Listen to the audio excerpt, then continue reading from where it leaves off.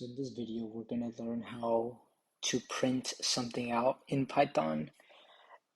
So now that we're going to teach our computer to communicate, the gift of speech is valuable. A computer can answer many questions we have about how or why or what it is doing. In Python, the print function is used to tell a computer to talk.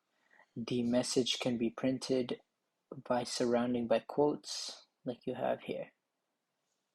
So in the example above, we direct our program to print an excerpt from a notable book in the Frankenstein.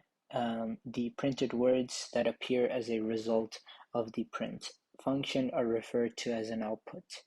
The output of this example program would be the same text that goes here would be printed out here. So print the legendary greeting of hello world. So we'll do print. And something I will say about Python is that it is very easy to